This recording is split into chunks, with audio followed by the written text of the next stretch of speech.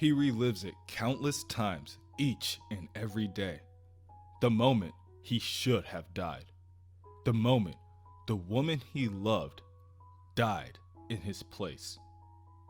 Don't be mad, Jonah. Don't blame anyone for this. Spider Slayers, Spider-Man, don't even blame Smythe. Don't waste any more of your life on hate.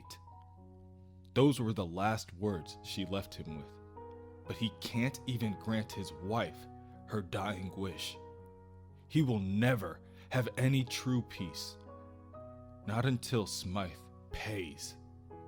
He is J. Jonah Jameson, the mayor of New York, one of the most powerful men in the world, and he swears by all that he holds dear, Smythe is not getting off this island.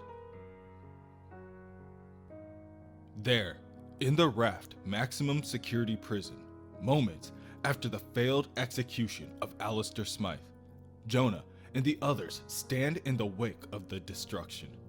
Smythe's legal counsel berates the mayor, telling Jonah that this is all his fault. The mayor once again claims that Smythe is mentally ill. Anyone could foresee that Mayor Jameson's presence would cause such an outcome. Jonah looks towards the mayor and, without hesitation, declares that he has bigger problems to deal with and throws a cross jab that lands across the lawyer's face.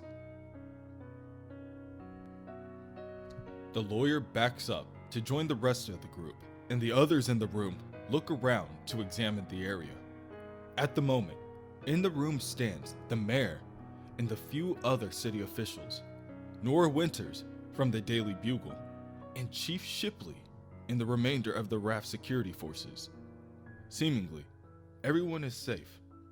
However, they can't help but be unnerved by the crawling spider bots still scattered across the area in an organized fashion surrounding the bunch. Nora Winters kneels down and examines one as a blue light begins to shine. A miniature Spider-Man appears. Attention, everyone. If you're seeing this, Smythe's attempted an escape. I say attempted because it's going to fail. I anticipated this, and I have taken steps to block Smythe's every possible move.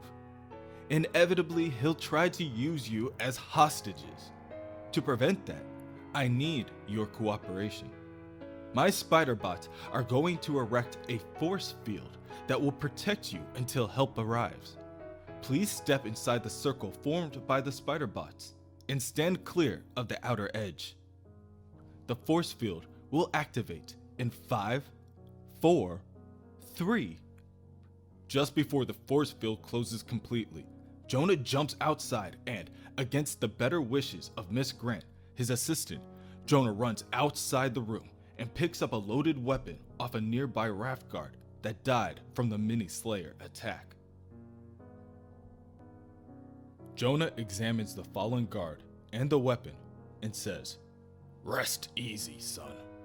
Smythe's going to answer for what he did to you. He's going to answer for everything." Down, in a nearby corridor, Spider-Man and the Spider Slayer battle it out. Their battle is mirrored by both of their mini-mechanical fleets of metal robots. Smythe claws at Spider-Man again and again, and each swing is easily dodged. What's the matter, Smythe? Can't find a way out? Seeing counter moves for your counter moves? Is it sinking in yet that you've been outsmarted at every turn? Please, if you think having to kill you to go free bothers me, you're the idiot. Smythe follows this up by using his tendrils to attack. I'm the Spider Slayer. Your death is the reason I exist. You're a disgrace, Smythe. Your father, for all his faults, was a scientist. He fought with his brain. But you flail around like a bull in a china shop. You're not worth my attention. I've sent word to the Avengers. They'll be here any minute to put a stop to your little tantrum. Spider-Man webs the Spider Slayer to the wall, but Smythe easily shreds the webs apart with his claws. Reinforcements, eh? Oh, now why didn't I think of that? The Spider Slayer smirks coyly, but Spider-Man does not notice. He is lost in the midst of his own monologue, declaring, "Yes, I admit your strategy with the mini-slayers was clever. You had a handful of them smuggled aboard, didn't you? And programmed them to self-replicate using parts from the Raft's own machinery as it was being shut down? Not bad by your standards. But what I've done runs rings around you, locking down the entire prison, even with the time constraints in that archaic power grid." At this point, Spider-Man notices that he has said too much. Smythe now knows he must go for the Raft's own generators to destabilize his countermeasures and defenses. The Spider Slayer then gets the upper hand on Spider-Man by landing a blow with one of the mechanical tendrils. He prepares to land another fatal blow on the wall crawler, but this one is cut short when a multitude of bullets spray across the area. I killed all the guards. Don't tell me backup's here already. Smythe throws Spider-Man in the direction of the guards, saying, "It's your lucky day, Spider-Man. I'd rather get out than even." Spider-Man bounces off the wall, and the guard runs to his side, saying, "Up, you! He's getting away!" the guard says as he removes his helmet. "What's wrong with you? You led with your jaw like some kind of amateur." Spider-Man, coming to his senses, says, "Why should I take orders from you when you clearly ignored mine? Jameson, I can't protect you and fight Smythe." Mayor Jameson pokes Spider-Man in the chest, declaring that he doesn't need Spider-Man's help. "I want you to do your job. I brought you here to ensure Smythe is executed, so make sure of it." Otto peers at the mayor and watches as a small spider bot plants itself nearby. "I want to be absolutely certain of what you're saying, Mr. Mayor. It is one thing to provide security at a state-sanctioned execution, or use lethal force in defense of oneself to others. But if you're telling me to do something beyond that..." "I am telling you that this is the day of Alistair Smythe's reckoning. I am telling you that he will die for his crimes here, today. I am telling you to do whatever is necessary to make that happen.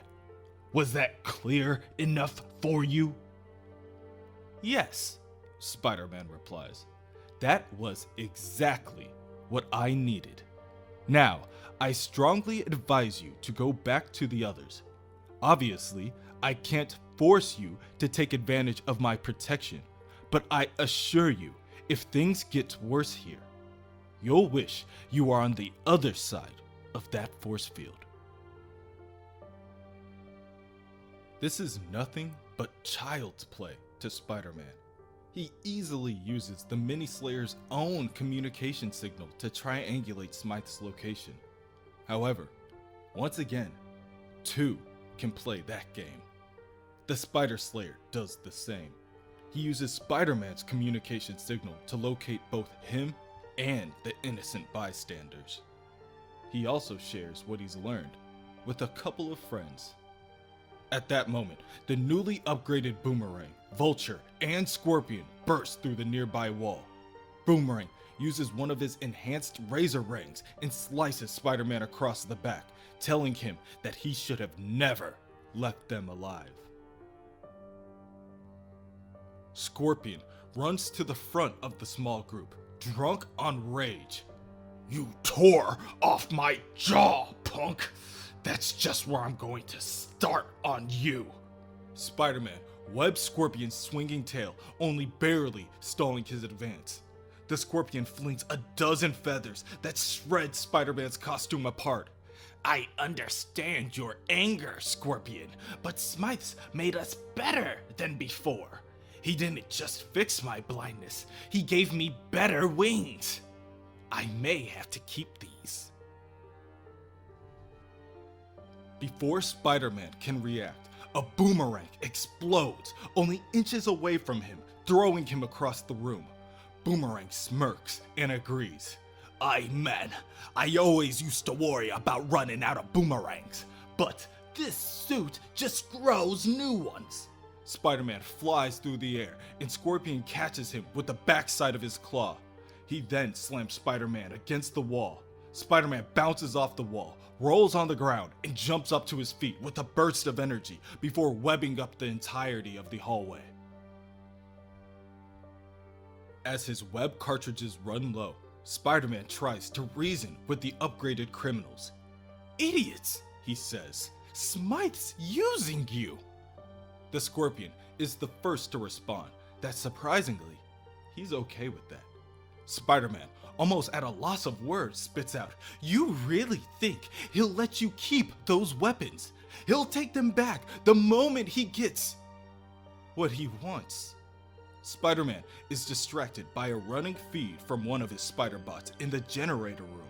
The Spider Slayer cackles as he prepares to cut the power to the facility. I hope you have a good shot of this, Spider-Man, because you're about to lose the light. All of it. The Spider Slayer plunges his tendrils into the StarkTech and Fujikawa Industries equipment, and the room echoes with a large boom as the generators burst into flames. Elsewhere, all throughout the prison, darkness falls. The power holding the cell doors closed ceases, and they each fly open. Kirk Connors, the Lizard, finds this as a pleasant surprise. Even the power keeping his mask fastened to his face has stopped working. With only him, Vulture, Boomerang, the Scorpion, and the Spider Slayer being left on the island, he knows something is wrong. The Spider Slayer uses the newfound darkness to once again try to escape through a sewer grate. Farewell, Spider-Man. I'd stay for your slaying, but freedom awaits. To Smythe's surprise, he is once again met with a pillar of flames. Spider-Man then responds to Smythe via his communication channel. You forgot one thing, Smythe. The backup generators. Did you really think I was that stupid? The Raft has multiple backup power sources buried deep within the bedrock. I sent you on a fool's errand. Appropriately. A scowl spreads quickly across the Spider Slayer's face. You smug insect. I would have been satisfied with escape, but now you'll see what I'm really capable of. I can see through my robots just as you can. I'm well aware of the civilians you obligingly herded together like sheep for the slaughter. And Jameson meandering the halls alone. Vulture, Scorpion, Boomerang! Follow the route I'm sending to your eyepieces. Kill every person in this place. Scorpion, who doesn't take lightly to being ordered around, says, Bite me, Smythe. The spider punched off my damn jaw. There's nobody on the planet I want to kill more than... Did I mention J. Jonah Jameson is one of your targets? And if you need more motivation... At this, Scorpion stops what he's doing. Nah, he says. You had me at Jameson. Vulture, being the wisest in the small group, reasons. Considering Smythe can take away what he gave. It behooves us to do what he asks. I'll see to the other civilians. Boomerang, can you handle Spider-Man? Boomerang flings boomerang after boomerang in Spider-Man's direction, each either exploding on impact or slicing his skin at the touch. Growing confident, Boomerang says, "With this gear, I can handle anything." Spider-Man desperately sprays his webs in order to stop the ongoing assault, but it can only stop so much of the damage done. Once again, the tables have turned in Smythe's favor. He watches gleefully from behind the other's eyes. "No jokes, Spider-Man? No insults? Have I silenced you at last? Go on, I'm waiting to hear more about your brilliance. What are you going to do now?"